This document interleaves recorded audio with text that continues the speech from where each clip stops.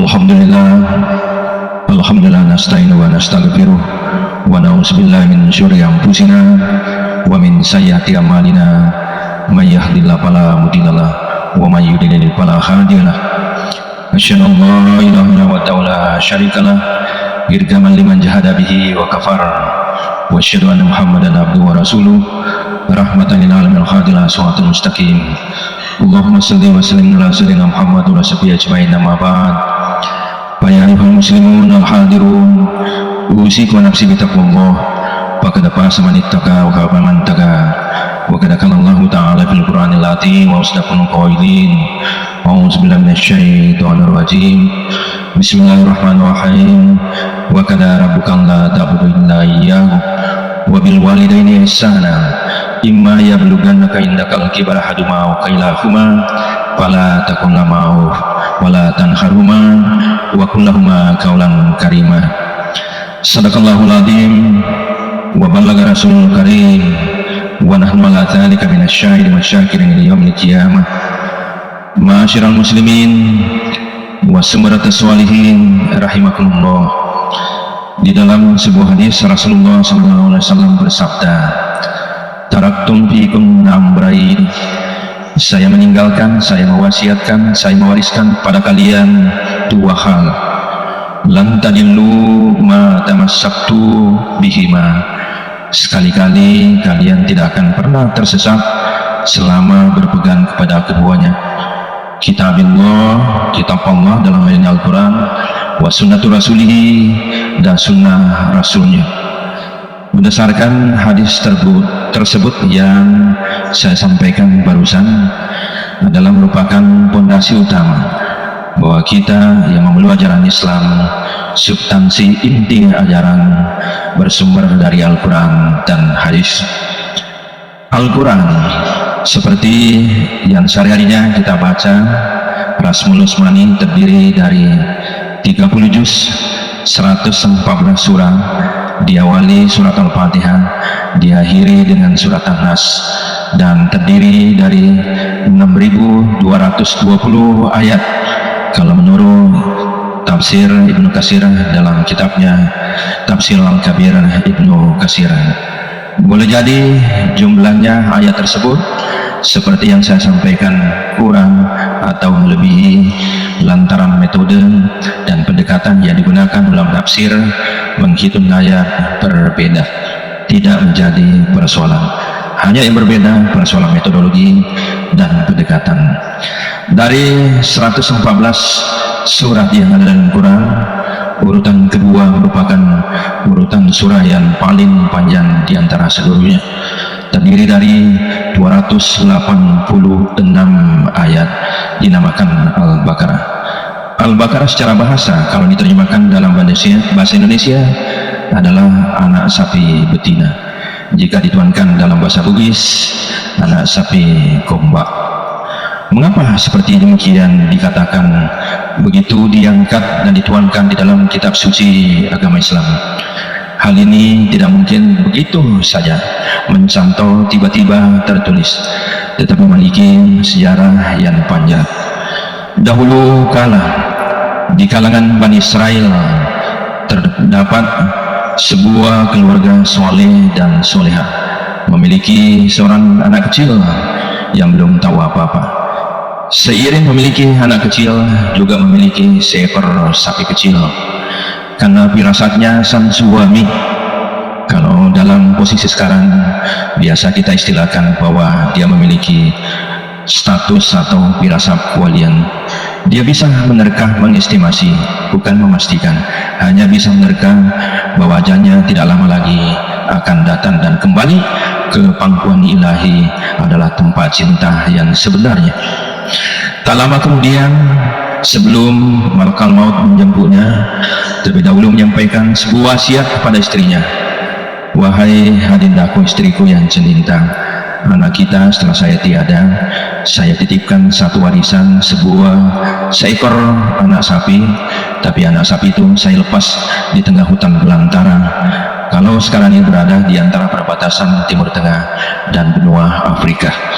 Tak lama kemudian sang suami soleha kembali ke pangkuan ilahi. Seiring berjalannya waktu, sang anak juga membesar, diiringi juga pula warisannya tanpa sepengetahuan dia. Hanya wasiat yang diterima dari orang tuanya disampaikan kepada ibundanya. Sapi di tengah hutan juga membesar lantaran sama-sama umurnya. Apa yang dilakukan sang anak tersebut? Setiap harinya dibagi 4 waktunya. Sebagian untuk beribadah kepada Allah, sebagian waktunya untuk melayani ibundanya karena single parent, sebagian dipakai untuk mencari nafkah sehari-hari, dan sebagian diantaranya dipakai istirahat. Luar biasa dalam manajemen waktunya, meskipun dalam kala masih sangat sederhana sekali, termasuk perkembangan pengetahuan waktu itu. Apa yang dikerjakan setiap hari tidak seperti sekarang ini, bolak-balik antara rumahnya dengan hutan mencari kayu bakar, lalu dikumpulkan dan ditumpuk. Jika sudah banyak kayu bakar yang dikumpulkan, kemudian dibawa ke pasar untuk dijualnya. Hasilnya itulah yang nanti dibagi 4. Dibagi 4 pula, sebagian untuk orang tuanya, sebagian untuk beribadah, sebagian untuk nafkahnya, sebagian dilanjutkan untuk jadikan sebagai modal dalam menghidupi kehidupannya sehari-hari. Luar biasa memanage pendapatannya yang dititipkan padanya meskipun ala kadarnya. Alhasil sang ibunda merasa kasihan karena empatinya kepada anaknya. Hanya pekerjaannya sehari-hari, kehidupannya ala kadarnya, miskin jika dibandingkan keadaan sekarang. Lantaran teringat wasiat sang suaminya, disuruhlah sang anak tersebut, "Wahai anakku, ada sebuah titipan dari ayahandamu, warisan berupa kerbau. Sekarang sudah besar, seumur dengan kamu. Kamu pergi ke hutan untuk mencarinya. Kalau sudah bertemu dengan sapi tersebut, kamu bawa pulang, kemudian bawa ke pasar untuk dijual, agar supaya ada yang menopang permodalan kamu dalam menjelaskan bisnis ala kadarnya sekarang ini." Titah sang ibu dilaksanakan oleh sang anak, tetapi dia tidak lupa tentang pesan ibunya. Ketika kamu bertemu dengan sapi tersebut, ucapkan doa ini, "Atini bismillah, datanglah kepadaku dengan izin Allah." Tak kala kemudian sampailah sang anak di tengah hutan.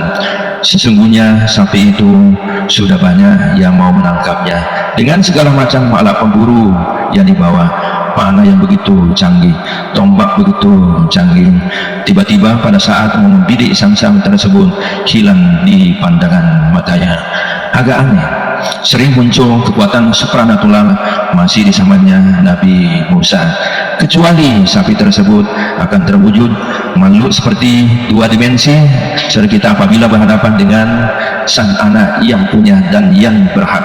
Bila tidak berhak, sang sapi tersebut akan menjelma menjadi 3 dimensi alias hilang di pandangan mata. Tak kala disampai tengah hutan, tiba-tiba sapi tersebut muncul di hadapannya. Di benak kedua-duanya, sang anak di dalam hatinya berkata, "Jangan-jangan sapi ini adalah warisan orang tua saya." Sang sapi juga terlintas di dalam otaknya, "Jangan-jangan ini tuan muda saya." Lantas anak-anak membaca doa sebagaimana yang dititipkan dari ibundanya, "Atini bismillah." Tiba-tiba sapi tersebut menghampiri sang anak tersebut. Lebih aneh lagi, kalau dulu-dulunya sering terjadi keajaiban, sang sapi tersebut bisa bercakap-cakap seperti manusia. Lantas keduanya berjalan pulang, karena perjalanan begitu jauh yang ditempuh. Dulu tidak ada bus, dulu tidak ada pesawat, dulu tidak ada mobil, harus ditempuh dengan jalan kaki.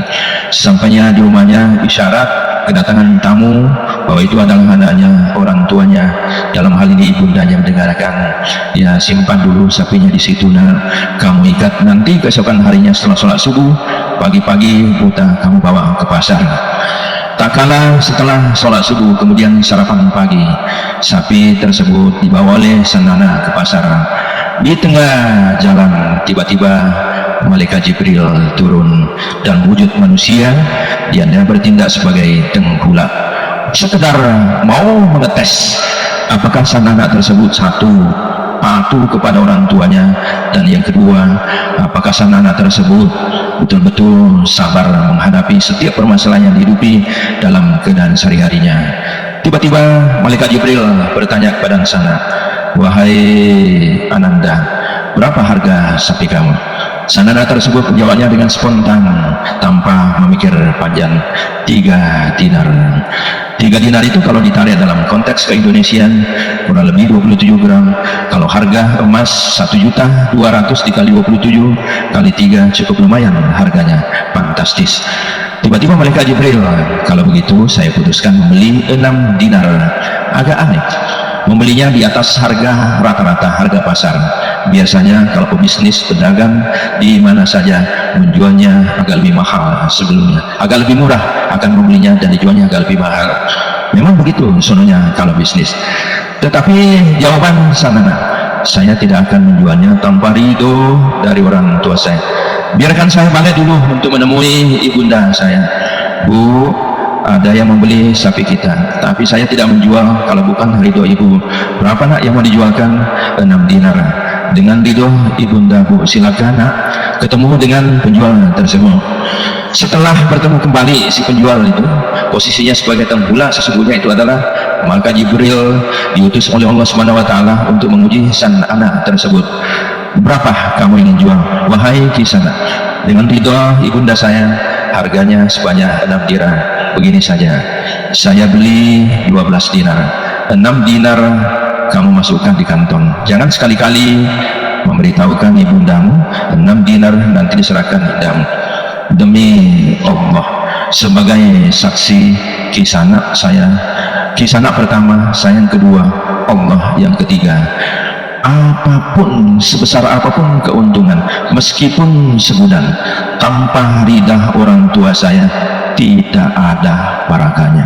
Saya ulangi sekali deh, meskipun segudang setumpuk hampir penuh dengan dunia, tanpa ridha dengan orang tua saya, tidak ada barakahnya.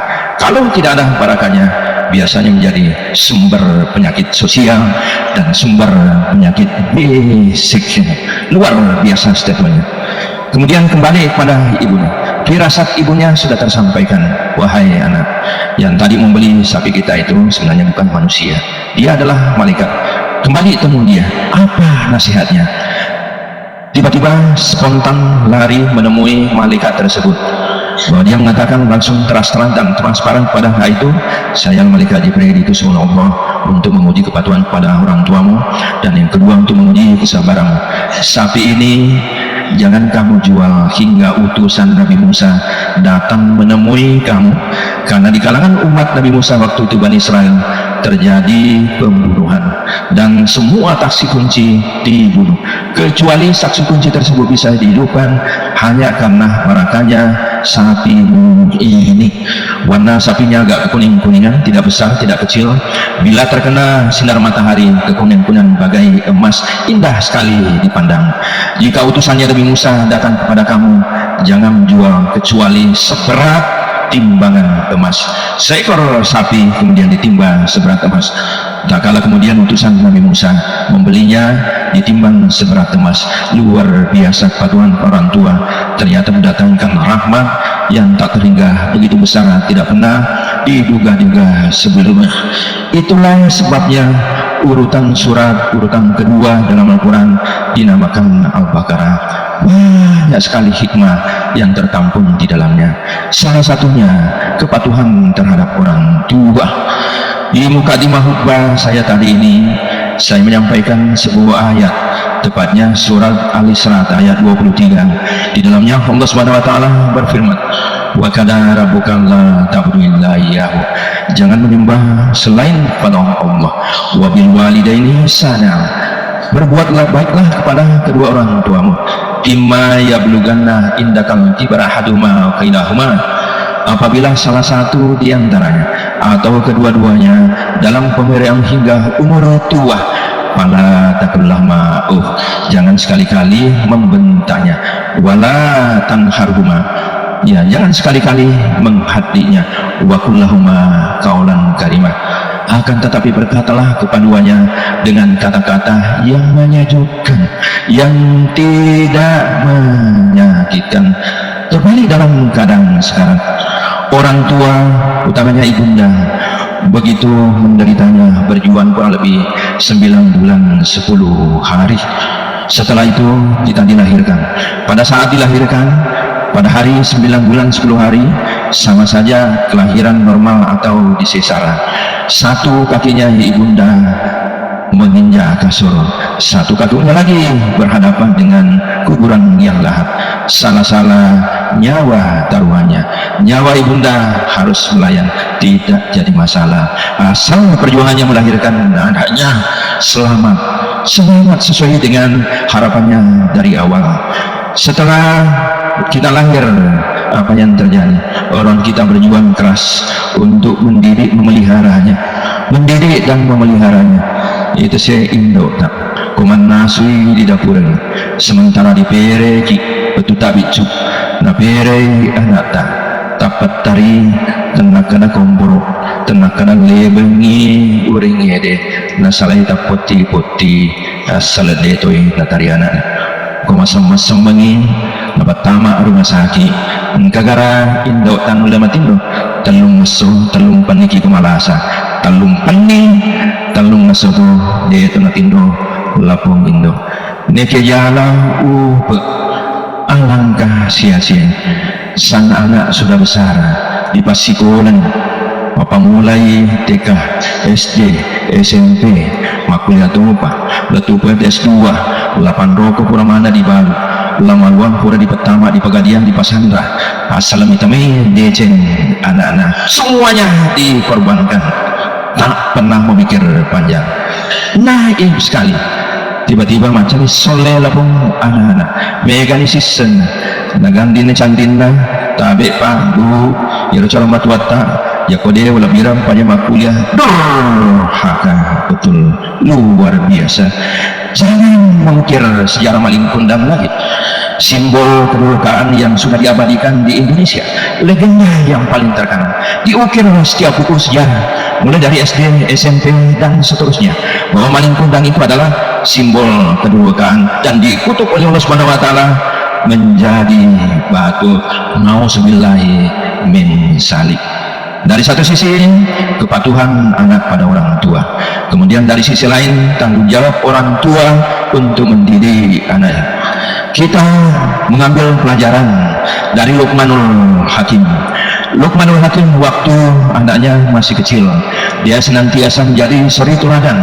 Diajarkan beribadah, diajarkan bersedekah, diajarkan berkata-kata yang baik, diajarkan etika, sehingga menjadi pedoman dan cermin dari anak pada orang tuanya, dan sang anak mudah menerimanya.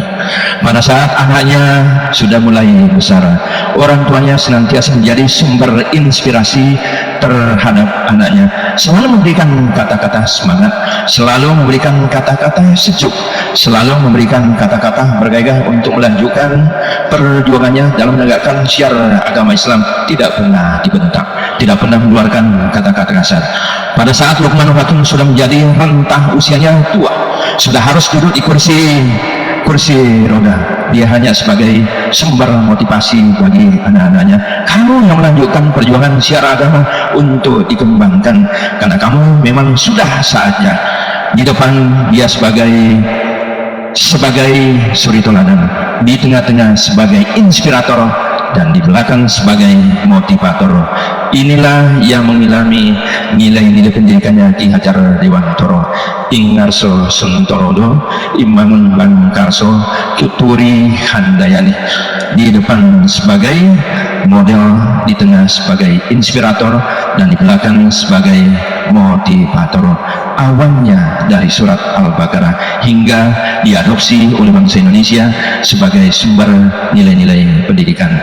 Jadi tanggung jawab kita sebagai orang tua harus paling tidak menerima perbuatan atau usaha yang dilakukan Luqmanul Hakim dalam mendidiknya, kan sang anak tersebut merupakan masa depan yang melanjutkan keluarga kita, melanjutkan kehidupan masyarakat, dan juga melanjutkan pada negara.